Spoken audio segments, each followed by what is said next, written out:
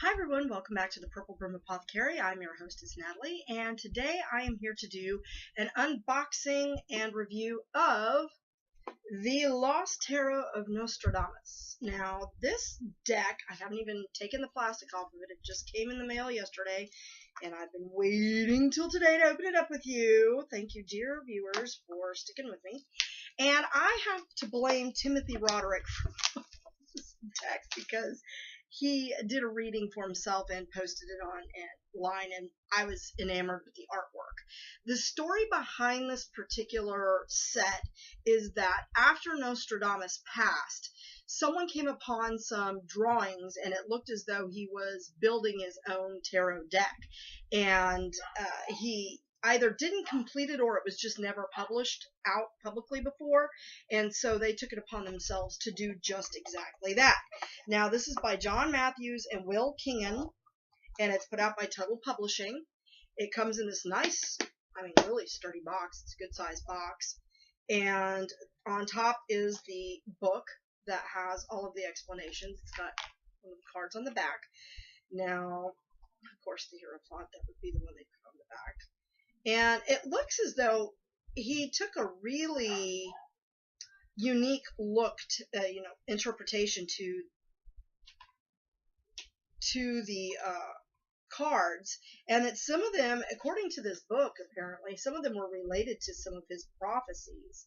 So it might be worthwhile then to read through the book, even if you don't usually use the book to interpret the cards. It might be worthwhile just to kind of take a look at what they feel the acknowledgments were for the different cards, because I don't know if he had writings with them to explain the meanings as he saw them, or if he's the one who actually related them to the prophecies, or if this was something that they're just taking upon themselves to relate. Like, for example, on the Lovers, and I'm going to see if I can't find this card in the deck because you can't really see it in the picture, but it's a prophetic reference, the marriage of Prince Charles and Princess Diana. That kind of hits home for me because I'm actually related to her, so through my dad's side. But that's interesting because the card itself is not like the most pleasant of lovers cards. So let's get on to the deck. They come packaged like this, two different sides to the decks, and they have the paper on them to protect them. So this is the Three of Swords, the Two of Swords, the Master. That's interesting.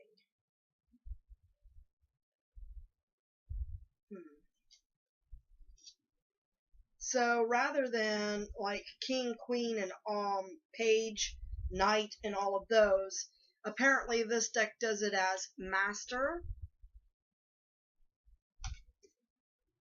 Prophetess, Initiate, which I'm assuming would be like your Knights, and Neophyte, which would probably correlate to the Pages. So that's very interesting. Now, I will say, the artwork on the back of the card is really cool. It's got a shimmery kind of gold to it. The cards themselves, nice and thick, should be easy to shuffle. And I'm going to presume that this is the Tower card. And that's a really cool Tower card. It's not like your typical, dreadful, here comes sudden change kind of message. This makes it seem like more of a gradual change, but definitely a change you can feel. It's an interesting take on it. So then, here's the other thing about these cards that I just picked up on. See how these are gray? The next ones are gold. And he has the Completed World,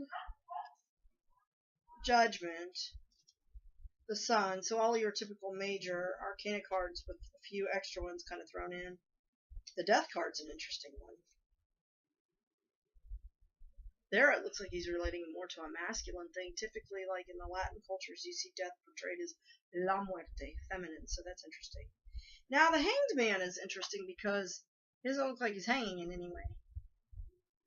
But he does have a sword to his head, so that will make for some new interpretations, that's for sure. And then he has Fortitude, Fortune's Wheel, so that's interesting. The Chariot, the Magician, It's interesting to me that the Magician looks a lot like the Hanged Man. Now, if you're following along like the the hero's journey, that would make sense because it's supposed to be the same character throughout, right? Representing you, the Seeker. So that's interesting. These cards are going to take a little bit of getting to know before I use them for any kind of reading, or even for like the Saturday Sling. So let's see if I can find that Lover's card here. Prince, Lady. Okay, now here he's got Prince, Lady, Knight, and Page. So maybe he changes it based on the suit. I'm going to have to really sit down and get to know these cards. There's the Pope, the Abbess, the Cardinal. A very interesting imagery in some of these cards, like this one. Note the symbol combining the God with the dove and so on. Interesting. And then there's the Alchemist, the Astrologer, the Apprentice. So it looks like the court cards change depending on the suit. And then you have your Major Arcana cards and a few extras that he's added in with his own interpretation. As far as the quality of the cards, they feel really good. Like I said, they're made with some nice sturdy paper. They're not edged. They do have kind of a big border, so if you're one of those people that likes to trim your borders, you'll probably be trimming this deck. But I kind of like the size of it, and to me, you know, since it goes all the way to the edge, I wouldn't do that. I'm always afraid to do that anyway, because I can't cut a straight line to save my soul, so I don't really want to do that. I'm afraid I'll ruin my deck. They're going to be a little hard to shuffle at first because they are kind of stiff, but that's okay. I'm not one of those people that can shuffle it like this, you know. But it's an interesting deck. It's really, the artwork is quite lovely. Here's the Lover's card I was looking for. Funny, I shuffle it and there it pops up. Not your typical Lovers, huh?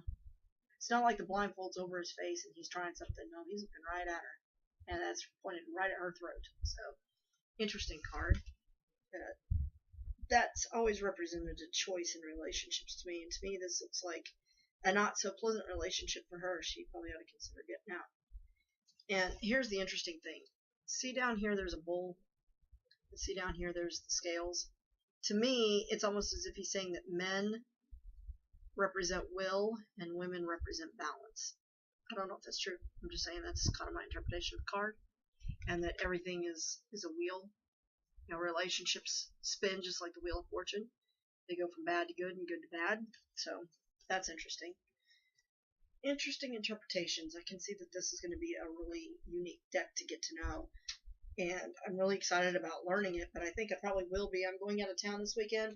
I'll probably go ahead and take the book. This will probably be the first deck where I actually sit down and read the book and kind of get to know the deck and the interpretations they had for them. And then, of course, since I read intuitively, I always just kind of look at the imagery and see what comes to my mind right off the bat.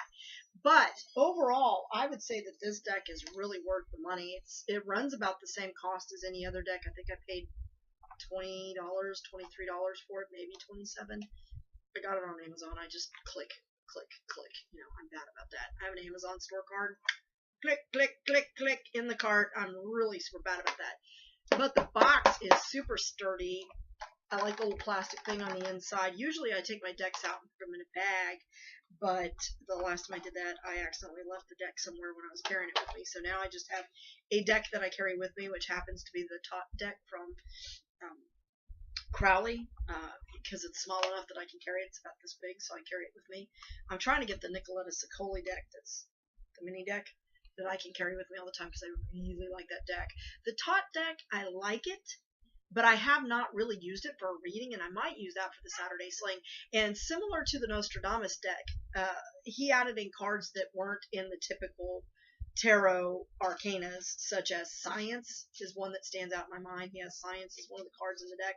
So I'm really not as familiar with that deck either, so I probably ought to sit down and get to know that deck a little bit this weekend too, and maybe do that one for the Saturday Sling next week. I just find it a little easier to read than I think this one's going to be, but I really like it. The Fool is walking away from the tower. Interesting. that is a new interpretation. Typically, he's kind of walking off of something. Here, he's just walking away. So maybe this is, you don't want to walk away from things that are strong, or sometimes you do need to and take that risk. You know, I always see the fool as a risk taker. A lot of times when we are willing to take risks, people think we're foolish even when the risk is a good one. So that's something to keep in mind. All right, so that is the Lost Tarot of Nostradamus. He's a person that's always fascinated me. I like the fact they have his picture there. And I'm really, really, really impressed with the quality of these cards, with the artwork, with the beauty. They're really a really lovely and unique deck. So get out there and get it for yourselves, folks. It's great. I love it. Good quality, nice and sturdy, great box. You will like it. Go and get it. And you can blame me. That's all right. I'm blaming Timothy. Thank you so much for watching. Y'all have a great afternoon.